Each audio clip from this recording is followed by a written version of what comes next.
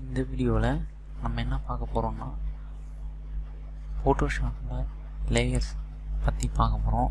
Last வீடியோவில் லேயர்ஸ்னால் என்ன அப்படின்னு சொல்லி ஒரு பேசிக்காக பார்த்தோம். ஸோ அந்த பேசிக்லேருந்து என்ன பண்ண முடியும் அப்படின்றது இந்த வீடியோவில் பார்ப்போம். இது ரொம்ப இன்ட்ரெஸ்டிங்கான வீடியோவாக இருக்கும். கண்டிப்பாக ஒன்றும் இல்லை, ஒரு 2 ஃபோட்டோவை எப்படி எந்த ஒரு டூல்ஸும் இல்லாமல் ஜஸ்ட்டு லேயர்ஸை, சிம்பிளான கான்செப்ட்டு, லேயர்ஸை மட்டும் வச்சு எப்படி ஒரு 4-5 ஃபோட்டோ அல்லது 2 ஃபோட்டோ எப்படி அழகாக மெர்ஜி பண்ணுறது அப்படின்றது தான் நம்ம பார்க்க போகிறோம்.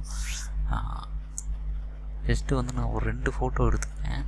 இந்த ஃபோட்டோ அப்புறம் இந்த ஃபோட்டோ, 2 ஃபோட்டோ எடுத்துக்கிறேன். இப்போ 2 ஃபோட்டோவும் ஓப்பன் பண்ணிங்க அப்படின்னா ஃபோட்டோஷாப்பில் தனித்தனியாக ஓப்பன் ஆகும். ஓகேவா? இப்போ நான் பார்த்தீங்கன்னா ஒரு யூடியூப் தம்ப்நெயில் மாதிரி க்ரியேட் பண்ணுறோன்னு வச்சுக்கலாம். நியூவில் போயிட்டு இந்த மாதிரி ஒரு சைஸ் கொடுத்துக்கிட்டு ஓகே கொடுத்துக்கிறேன்.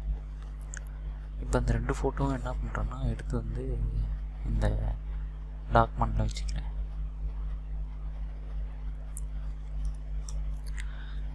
இதில் பார்த்தீங்கன்னா ஃபோட்டோ சைஸ் பெருசாக இருக்குது. அதனால் இந்த எனக்கு ஏற்ற மாதிரி சைஸை அட்ஜஸ்ட் பண்ணிக்கிறேன். இப்போ இதுக்கு பார்த்திங்கன்னா இந்த அட்ஜஸ்ட் பண்ணுறதுக்கு ஷிஃப்ட்டு ஆல்ட்டு மவுஸ் பட்டன் பிடிச்சிட்டிங்கன்னா அழகாக உங்களுக்கு இப்படி ஆகிடும், கரெக்டாக சைஸ் ஆகிடும். அதுக்கேற்ற மாதிரி நீங்கள் சைஸ் பண்ணிக்கலாம்.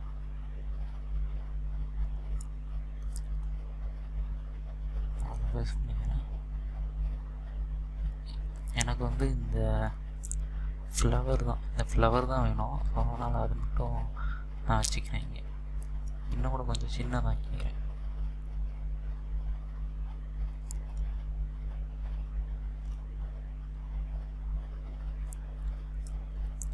ஓகே,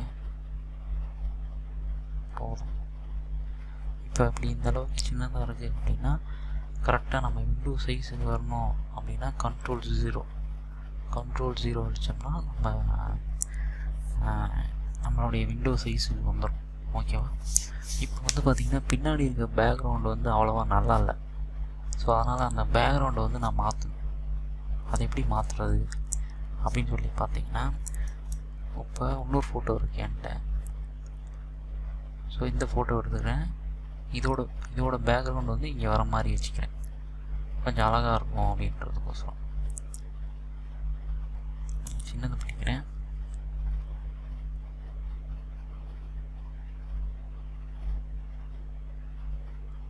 ஓகே,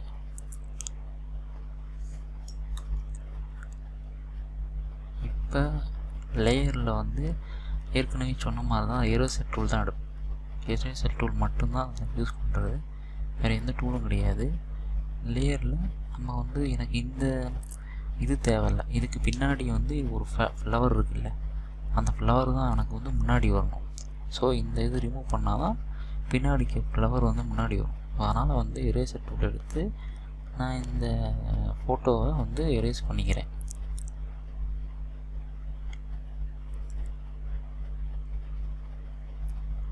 ஓகே, இந்த ஃபோட்டோ லைட்டாக கீழே நகர்த்திக்கலாம்.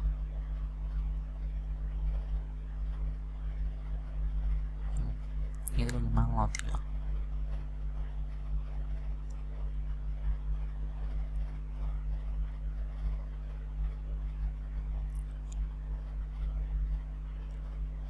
ஓகே, எரேசர் டூல் எடுத்து அழகாக அதை எரேஸ் பண்ணிக்கிறேன்.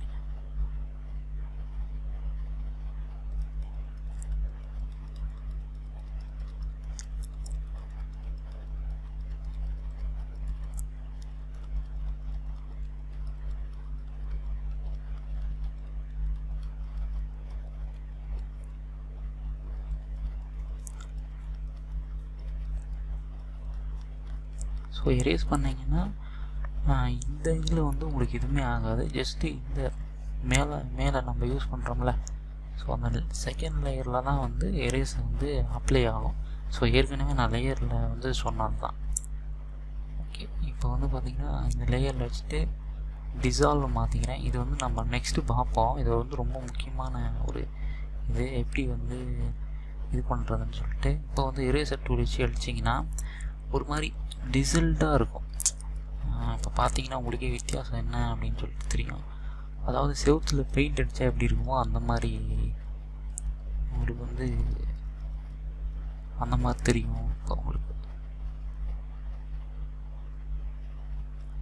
ஸோ எப்படி வந்து ஒரு செவுத்தில் ஒரு பெயிண்ட் அடித்தா எப்படி இருக்குமோ அந்த மாதிரி ஒரு எஃபெக்ட் வந்து உங்களுக்கு கிடைக்கும்.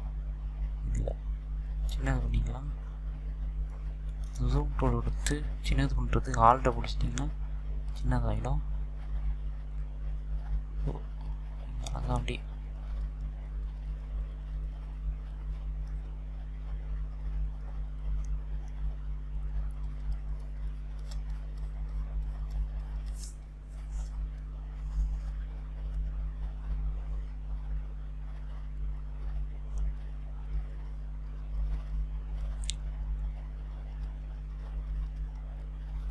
ஓகே.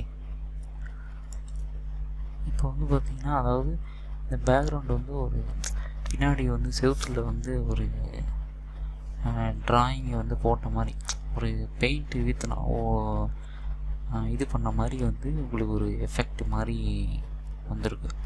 ஃபஸ்ட்டு வந்து இந்த இமேஜ் வந்து பார்த்திங்கன்னா இந்த மாதிரி தான் இருந்தது. ஜஸ்ட்டு இப்படி தான் இருந்த இமேஜ் வந்து நம்ம இந்த ரெண்டு ஃபோட்டோவும் வந்து அழகாக வந்து மெர்ஜ் பண்ணி இந்த மாதிரி ஒரு கம்ப்ளீட்டாக வந்து ஒரு ஷேப் மாதிரி ஒரு இமேஜ் வந்து நம்ம க்ரியேட் பண்ணியிருக்கோம். ஸோ இந்த மாதிரி எக்ஸாம்பிளாக நீங்கள் வந்து எது வேணால் எந்த இமேஜ் வேணால் நீங்கள் எடுத்து பண்ணலாம்.